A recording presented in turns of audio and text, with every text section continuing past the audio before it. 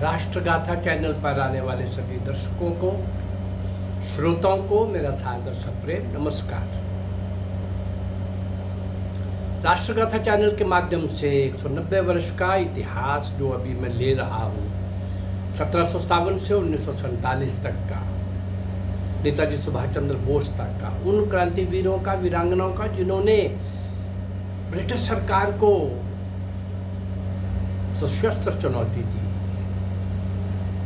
बाल बालिकाएं, किशोर किशोरियां, युवा युवतियां, हर आयु वर्ग के लोग, वो महान आत्माएं, हुतात्माएं, त्यागी, तपस्वी, वो मौन व्रती जिन्होंने शांत बिना शोर के अपना काम करके निकल गए, भारत की आज़ादी के लिए, उसकी स्वतंत्रता की बेड़ियां काटने के लिए स्वयं कट गए।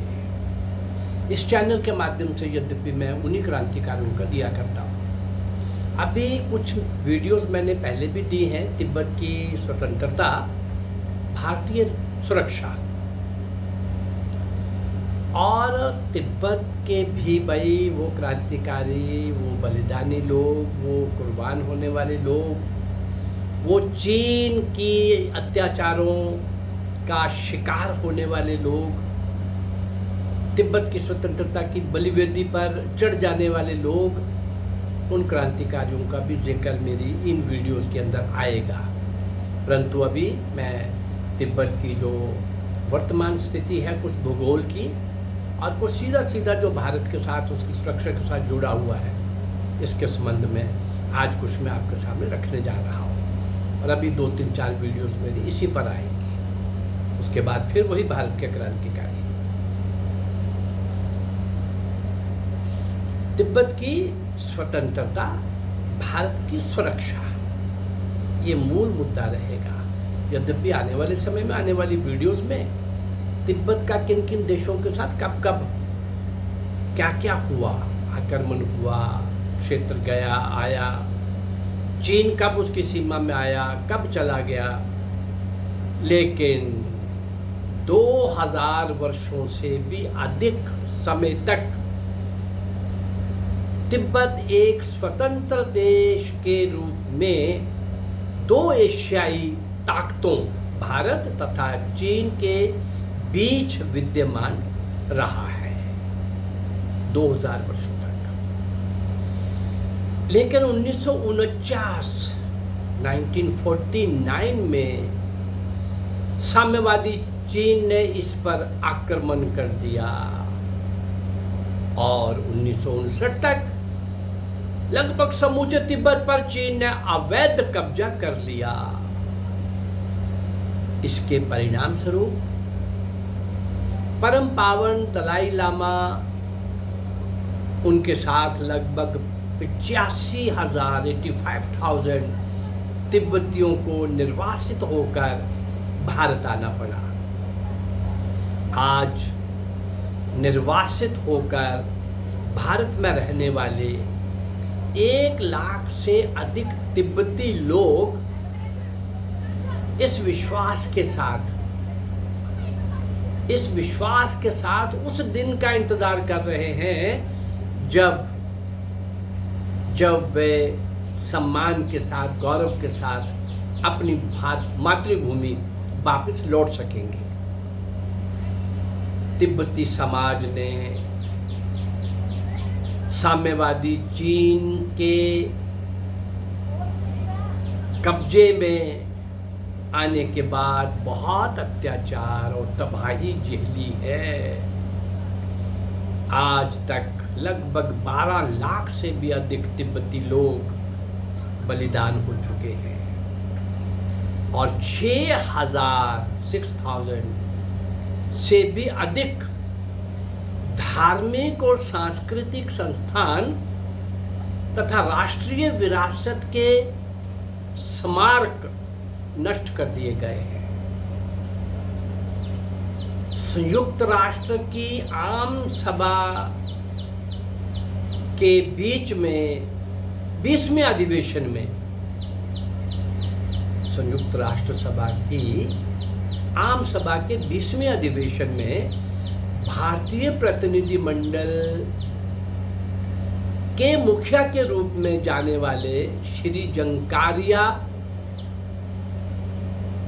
के अनुसार जो उन्होंने वहां स्टेटमेंट दिया वो क्या था, तिब्बतियों के साथ जिस निर्दयता पूर्ण ढंग से व्यवहार किया गया है उसकी मिसाल दुनिया के इतिहास में बहुत कम है।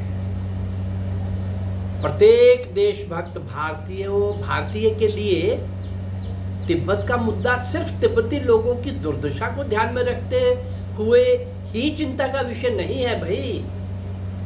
भारत के साथ तिब्बत के गहरे सांस्कृतिक और धार्मिक संबंधों के अतिरिक्त तिब्बत का मुद्दा भारत की सुरक्षा और कई अन्य हितों के साथ भी सीधा प्रभाव डालता है। इसलिए इस पर विचार करना आवश्यक है हर भारतीय के लिए। भारत के लिए चिंता का विषय ये भी है, इतिहास गवाह है कि आज भारत के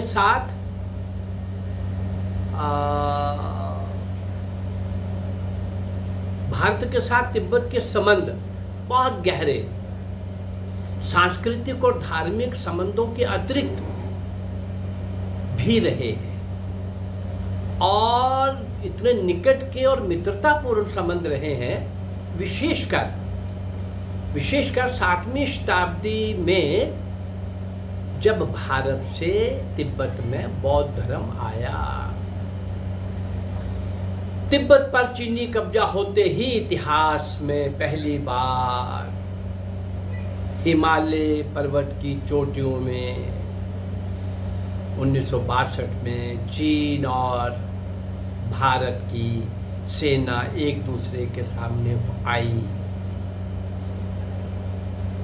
भारत के प्रमुख नेताओं में जैसे डॉक्टर राजेंद्र प्रसाद, डॉक्टर राम मनोहर लोहिया, लोकनायक जयप्रकाश नारायण, डॉक्टर भीमराव अंबेडकर, सरदार पटेल, पंडित दीनदयाल उपाध्याय, आचार्य रघुवीर, ऐसे तिब्बत के मुद्दे पर ये लोग भारत की सुरक्षा पर पड़ने वाले प्रभावों की ओर ध्यान दिलाते रहे, बोलते रहे कि संभल जाओ, नेहरू को बताते रहे।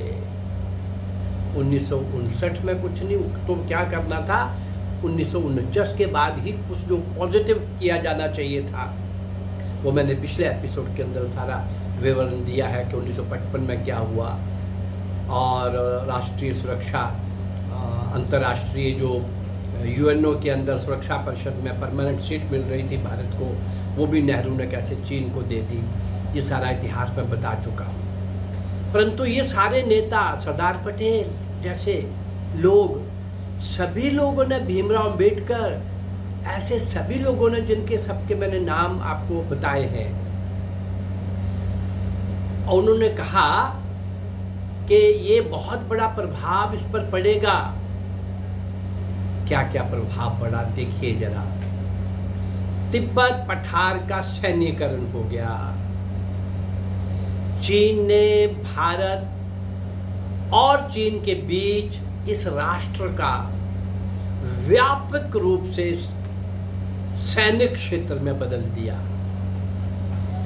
जो कभी एक ये देश शांतिपूर्ण क्षेत्र था, तिब्बती पठार के सैन्यीकरण ने इस क्षेत्र के भौगोलिक राजनीतिक संतुलन को प्रभावित किया, जिसमें से अंतर्राष्ट्रीय स्तर पर और विशेषकर भारतीय उपमहाद्वीप में तनाव बढ़ गया। तिब्बत में चीनी सेना की मौजूदगी देखिए जरा किस प्रकार है।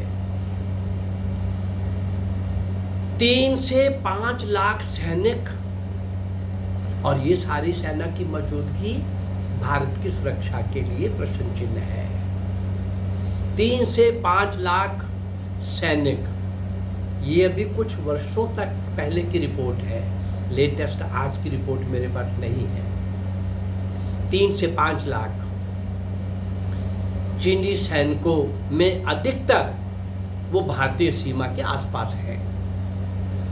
17 गुप्तचर रडार स्टेशन, 14 सैनिक हवाई अड्डे, 8 प्रक्षेपास्त्र ठिकाने जिनमें 8 अंतर महाद्वीपीय शक्तिशाली प्रक्षेपास्त्र हैं,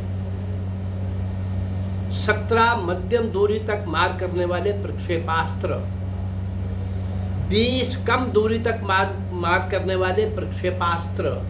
इसके अतिरिक्त चीन तिब्बत को रासायनिक युद्ध के अभ्यास के लिए तथा बड़ी धनराशि के बदले में अन्य देशों के आणविक कचरे को भी वहां पर फेंकने के लिए आमंत्रण निमंत्रण मिल रहा है चीन की तरफ से। तिब्बत दुनिया की शक्ति वो क्या बन रही है उसकी आप एक कल्पना कर सकते हैं। यही नहीं, भारत के राष्ट्रीय संसाधनों का एक बड़ा हिस्सा जो कि 1959 से भारत तिब्बत की सुरक्षा पर खर्च हो रहा है,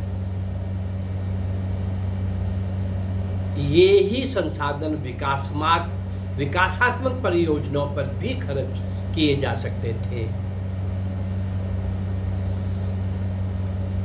ये सारी परियोजना तथा उसका भारत पर जो प्रभाव था, ये सारी के साथ साथ रेल परियोजना का भी उनका बहुत बड़े युद्ध स्तर पर उसका भी भारत पर प्रभाव पड़ा।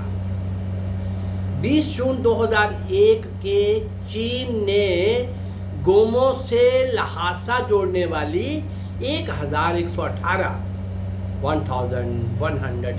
किलोमीटर लंबे रेल मार्ग की परियोजनाओं को शुरू किया युद्ध स्तर पर। इस परियोजना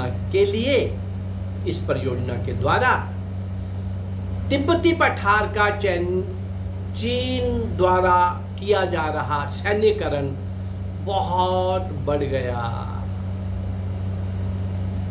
हथियारों की दौड़ को भी बढ़ावा मिलने लगा, पर्यावरण का भी विनाश हो रहा है। तिब्बत जिसको विश्व की छत कहा जाता है, एशिया के मध्य में स्थित है। ये उन सभी प्रमुख नदियों का प्रमुख स्रोत है जिस पर Bharat, Nepal, Bhutan, Bangladesh, Pakistan, Myanmar, Thailand, Laos, Cambodia और वियतनाम आदि में रहने वाली एशिया की आधी से अधिक आबादी निर्भर करती है। परंतु वो सारा वातावरण दूषित हो रहा है, जानबूझ के हो रहा है। तिब्बत में वनों की बर्बादी हो रही है। कितने हजार किलोमीटर के घने वनों के, घने जंगल के वनों को किस प्रकार से बर्बाद किया गया है, वो वहां जाके देख के पता लग सकता है। चीन ने पहले ही ब्रह्मपुत्र जैसी बड़ी नदी के मार्ग को बदलने की घोषणा कर दी है, उस पर उसका काम चला हुआ है। भारत का गौरव कैलाश मानसरोवर भी एक सैनिक अड्डे में बदलता जा रहा है।